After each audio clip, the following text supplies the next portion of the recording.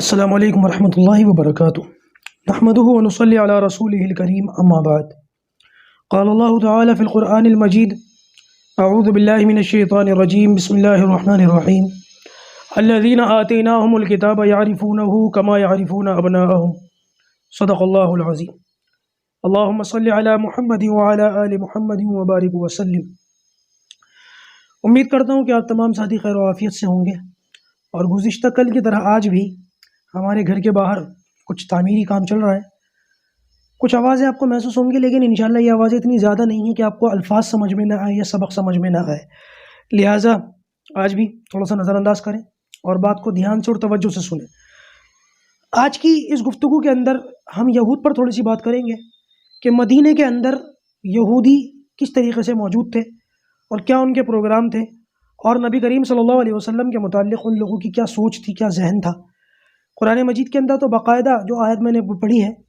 اس میں اللہ تعالیٰ نے خود فرما دیا تھا کہ یہ لوگ جن کو ہم نے کتاب دی ہے نا، یہ آپ کو ایسے پہچانتے ہیں جیسے ہی اپنی اولادوں کو پہچانتے ہیں، جیسے ہی اپنے بیٹوں کو پہچانتے ہیں۔ انسان اپنی اولاد کو ایسے پہچانتا ہے کہ اگر گھر کے اندر اندھیرا اور رات کا وقت ہو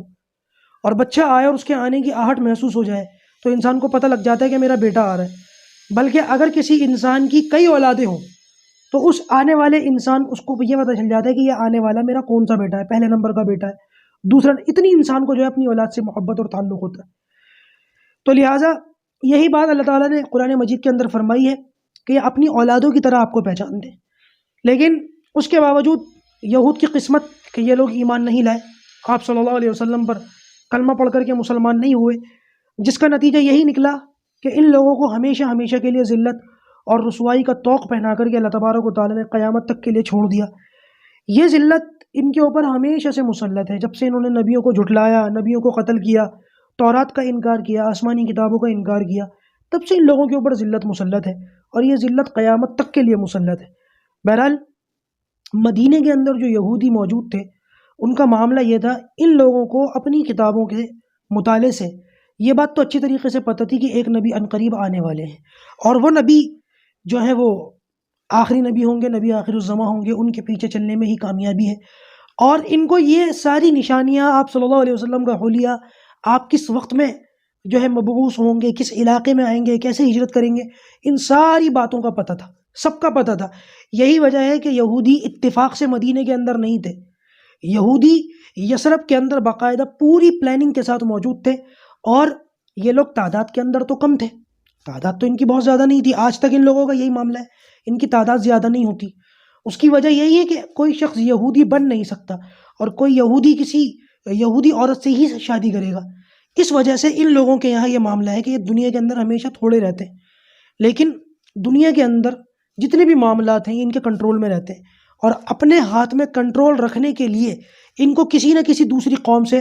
چپٹنا پڑتا ہے، لگنا پڑتا ہے۔ اگر یہ کسی اور کے ساتھ نہیں لگیں گے، کسی اور کے ساتھ نہیں چمٹیں گے، تو آپ یقین مانیں یہودی ایک مہینے کا راشن کا انتظام نہیں کر سکتے اپنی قوم کے لیے، بھوکے مر جائیں۔ بس یہ لوگ تعداد کے اندر تھوڑے ہوتے ہیں، اپنے مذہب کی اشاعت نہیں کرتے، اور اگر کوئی ان کے مذہب کو قبول کرنا چاہے تو بھی وہ ان کے مذہب میں آ نہیں سکتا، لیکن اس کے باوجود یہ چاہتے ہیں کہ بس کنٹرول ہمارے ہاتھ میں رہے۔ حالانکہ آج کے اس دور میں یہودیوں کا یہ دعویٰ بھی کھوکھلا ہے کہ یہودی صرف خاندانی دین ہے، کیونکہ آج کے اس دور میں جب ان لوگوں کا DNA ٹیسٹ وغیرہ کیا گیا تو پتہ یہ چلا کہ موجودہ دور کے اندر جو یہودی ہیں یہ وہ یہودی نہیں ہے جو بنی اسرائیل کی شاخ میں سے تھے، ان کا بایولوجیکل جو ٹری ہے نا وہ نہیں ہے۔ آج کے دور کے اندر جو یہودی ہیں وہ گورے ہیں، چٹے ہیں، رنگت کے اعتبار سے اور قد کاٹی کے اعتبار سے بھی ان کا جو معاملہ ہے وہ اصل یہودیوں سے بالکل بگڑا ہوا ہے۔ موجودہ دور میں جو ترکی علاقہ بنتا ہے، ترکی ہے اور دوسرے آس پاس کے جو علاقے ہیں سینٹرل ایشیا کے، یہاں کے وہ لوگ ہیں جن لوگوں نے یہودی مذہب سے متاثر ہو کر ان کو اس مذہب کو قبول کیا تھا، اور پھر یہ ان کی نسلیں آگے چل کر کے اب یہودی بن گئے، جو زائونسٹ یہودی کے نام سے مشہور ہیں۔ ان کے علاوہ ایک اور یہودی، اصل جو یہودی ہیں وہ گریٹر اسرائیل کے ان یہودیوں کے حق میں نہیں ہے، اور ان کی ہمیشہ سے خانہ جنگی رہتی ہے، آپس میں لڑائی رہتی ہے، اور ایک دوسرے کو یہ ہمیشہ ان کی فرقہ واریت کی جو رہتی ہے ہمیشہ سے رہتی ہے۔ وہ بات اور ہے کہ یہ اس کو زیادہ ہائی لائٹ نہیں کرتے، لیکن صحیح بات یہی ہے کہ موجودہ دور میں جو یہودی ہیں یہ اصل یہودی نہیں ہیں، جو فلسطین پر قبضہ کر رہے ہیں، دجال کا انتظار کر رہے ہیں، مسجد اقصیٰ کو گرا رہے ہیں، یہ یہودی نہیں ہے، یہ مذہبی یہودی ہیں، یہ نسلی یہودی بہرحال نہیں ہے۔ مدینے کے اندر بھی ان کا یہی معاملہ تھا، یہ لوگ یہودی جو ہیں یہ تعداد کے اعتبار سے کم تھے، البتہ کچھ ان کے جو بڑے قبیلے سمجھے جاتے تھے خاندان کے اعتبار سے، تعداد کے اعتبار سے، وہ 3 قبیلے تھے: بنو نذیر، بنو قریظہ، بنو قینقاع۔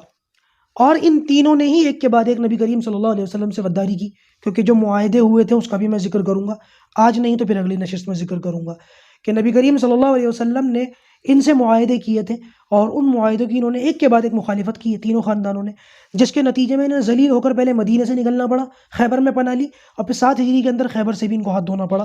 آج تک ان لوگوں کا مدینے کا خواب ہے، گریٹر اسرائیل کا جو نقشہ ہے یہ بالکل وہی ہے کہ یہ اس کو جو ہے نا مدینے تک کا ان کا پروگرام ہے، اور پتہ یہ چلتا ہے کہ عرب کا اچھا خاصا حصہ یہ کھا جائیں گے، البتہ مدینے تک یہ کامیاب نہیں ہو سکیں گے۔ مدینے تک کا جو معاملہ ہے وہ ان کا خواب کبھی پورا نہیں ہو سکے گا، کیونکہ اللہ تبارک و تعالیٰ نے نبی کریم صلی اللہ علیہ وسلم کے ذریعے سے یہ پیشن گوئیاں بتلا دی تھیں، پتہ چل گئی تھی، اللہ کے رسول نے فرما دیا تھا کہ دجال، کیونکہ دجال یہودی ہوگا، وہ بھی مدینے کے اندر، مکے کے اندر داخل نہیں ہو سکے گا، فرشتے اس کے دروازے پر کھڑے رہیں گے، جب بھی یہ قریب جائے گا وہ دھکا ماریں گے۔ یہ مدینے کے باہر کھڑے رہ کر کے بہت حسرت کی نگاہوں سے دیکھے گا، انشاءاللہ ان کا یہ ارادہ، یہ مذموم اور ناپاک ارادہ کبھی کامیاب نہیں ہو سکے گا۔ البتہ مدینے کے اندر بھی ان کا یہی معاملہ تھا، جیسے کہ میں نے بتایا، تعداد کے اندر یہ لوگ کم رہتے ہیں لیکن معیشت اپنے ہاتھ میں رکھتے ہیں، مارکیٹ اپنے ہاتھ میں رکھتے ہیں۔ تو یہ جو 3 بڑے قبیلے تھے یہودیوں کے، ان کے علاوہ اور بھی کچھ چھوٹے موٹے قبیلے تھے، اور اوس اور خزرج جو مشرکین مکہ تھے، ان میں سے بھی کچھ لوگ ان لوگوں سے متاثر ہو کر، کیونکہ یہ آسمانی مذہب ہے، یہودی مذہب جو ہے یہ آسمانی مذہب ہے، اور اس مذہب سے متاثر ہو کر بہت سے لوگ اپنے مذہب کو چھوڑ کر ان کے مذہب میں داخل ہو جاتے تھے۔ جیسا کہ یہ پتہ چلتا ہے مطالعے سے کہ یہ لوگ تعداد کے اندر کم تھے لیکن مدینے کی پوری مارکیٹ ان کے ہاتھ میں تھی، مدینے کے اکثر کھجوروں کے جو باغات تھے وہ ان کے ہاتھ میں تھے، سب سے زیادہ کنٹرول میں یہ لوگ رکھتے تھے۔ لیکن کبھی مشرکین جو انصار مدینہ تھے، جو مشرکین تھے، بعد میں تو مسلمان ہوئے سارے کے سارے، لیکن کبھی بھی یہودی جو ہیں ان لوگوں کو تعداد میں کم ہونے کی وجہ سے دبا نہیں سکے، کیونکہ یہ تعداد میں بہت زیادہ تھے۔ یہودی جو ہے وہ مائنورٹی تھی اور مشرکین یثرب جو تھے یہ میجورٹی تھی۔ البتہ یہ لوگ مذہب کے اعتبار سے ان لوگوں کو کبھی کچھ سمجھتے نہیں تھے اپنے آگے، کہ تم لوگ تو بت پرست قوم ہو، تمہاری کیا حقیقت ہے، کسی بھی چیز کو بت بنا کے پوجا کرنی شروع کر دیتے ہو، ہمارے پاس آسمانی مذہب ہے، ہم نبیوں کی اولاد ہیں، ہم نبیوں کے وارث ہیں، اس قسم کی یہ باتیں کرتے تھے، اور انصار کو یہ کہہ کر کے ڈراتے بھی تھے کہ ان قریب وہ نبی آئیں گے تو ہم ان کی اتباع کریں گے، ہم ان کے انتظار میں ہیں، اور ہم ان کو پہچانتے ہیں، ان کی علامتوں کو ہمیں پتہ ہے کہ وہ کیسے نبی ہیں، جس دن بھی وہ آئیں گے ہم ان کا انتظار کر رہے ہیں، ہم ان کے ساتھ لگ کر ان کا جھنڈا اٹھا کر، تم تعداد میں زیادہ ہوگے لیکن لیڈرشپ ان کے ہاتھ میں ہوگی، قیادت ان کے ہاتھ میں ہوگی، تو لہٰذا ہم ان کے پیچھے چل کر تمہیں دبا دیں گے۔ یہ بات ان کو پتہ تھی کہ ایک نبی آئیں گے اور لیڈرشپ مدینے سے ہی اٹھے گی، قیادت یہیں سے اٹھے گی، اور یہ اسی پلاننگ کی وجہ سے، پری پلاننگ کی وجہ سے یہاں پر جو ہے نبی کریم صلی اللہ علیہ وسلم کا انتظار کر رہے تھے۔ البتہ انہوں نے اللہ کے رسول کو ماننے کے بجائے جو جھٹلایا، اس کی بنیادی وجہ یہ ہے کہ یہ لوگ پورے 100% اس بات کا ان کو یقین تھا کہ آخری نبی جو ہوں گے وہ بنو اسرائیل میں سے ہوں گے، بنو اسماعیل میں سے نہیں ہوں گے، کیونکہ یہ بنی اسرائیل ہے، عربی جو ہیں یہ بنی اسماعیل ہے، تو لہٰذا جب نبی کریم صلی اللہ علیہ وسلم ان کی نسل میں سے نہ ہو کر بنو اسماعیل کی نسل میں سے ہوئے تو یہ لوگ سیخ پا ہو گئے، اور ان لوگوں نے نبی کریم صلی اللہ علیہ وسلم کو پہچاننے کے باوجود کھلم کھلا انکار کر دیا، اور بازی بالکل الٹ گئی۔ یہ لوگ دھمکیاں دیتے تھے ان لوگوں کو، مشرکین کو، کہ ہم تمہیں نکال دیں گے، ان کو مدینے سے نکلنا پڑا۔ آج بھی مدینے کا خواب یہ لوگ سجا کر اپنی آنکھوں میں رکھتے ہیں، اور اپنے بچوں کو، چھوٹے چھوٹے بچوں کو مدینے کا سلیبس پڑھاتے ہیں، یاد رکھیے گا آج بھی۔ بہرحال نبی کریم صلی اللہ علیہ وسلم کا جب انہوں نے انکار کیا تو کچھ شریف اور شرافت والے طبیعت کے جو لوگ تھے یہودی، وہ لوگ اللہ کے رسول صلی اللہ علیہ وسلم کو دیکھ کر کے پہچان گئے، اور ان میں سے کچھ لوگ ایسے بھی ہیں جو مشرف باسلام ہوئے اور انہوں نے حق کو پہچان کر کے اس پر لبیک کہا اور نبی کریم صلی اللہ علیہ وسلم کے پیچھے ہو لیے۔ ان میں ایک شخص ہے یاسر ابن اخطب۔ یاسر یہ جو ہیں حضرت صفیہ رضی اللہ تعالیٰ عنہ، نبی کریم صلی اللہ علیہ وسلم کی بیوی ہیں، یہ حضرت صفیہ، ان کے چچا ہیں یہ یاسر۔ حضرت صفیہ یہ نبی کریم صلی اللہ علیہ وسلم کے نکاح میں آئی ہیں، اور صفیہ کے جو والد تھے حیی ابن اخطب، یہ بڑے نالائق آدمی تھے، حیی ابن اخطب، اور انہوں نے بڑی غداری کی اور نبی کریم صلی اللہ علیہ وسلم کو بڑا جو ہے پریشان بھی کیا اور اپنے انجام کو بھی پہنچے۔ لیکن حیی کے جو بھائی تھے یاسر، یہ بڑے شریف آدمی تھے اور اچھی طبیعت کے آدمی تھے، انہوں نے نبی کریم صلی اللہ علیہ وسلم کو دیکھ کر پہچان لیا اور اپنی قوم کو جا کر کے بتایا کہ اللہ کے رسول صلی اللہ علیہ وسلم جن کا ہم صدیوں سے انتظار کر رہے ہیں یہ وہی ہیں، ان کو دیکھ کر چلو۔ کچھ یہودیوں کی جماعت کو یہ لے کر کے آئے، ان یہودیوں کی جماعتوں نے جب نبی کریم صلی اللہ علیہ وسلم کے چہرے کو دیکھا، آپ کے حلیے کو دیکھا، اور وہ جو شانوں کے بیچ میں آپ کے نبوت ہے اس کو پہچانا، ان لوگوں نے کلمہ پڑھ لیا، سارے کے سارے مسلمان ہو گئے۔ لیکن جب یہ گئے ہیں اور جا کر کے انہوں نے اپنی قوم کو سمجھایا، تو حیی ایک موقع ایسا ہے انہوں نے قوم کو سمجھایا تھا، تو حیی جو ہے وہ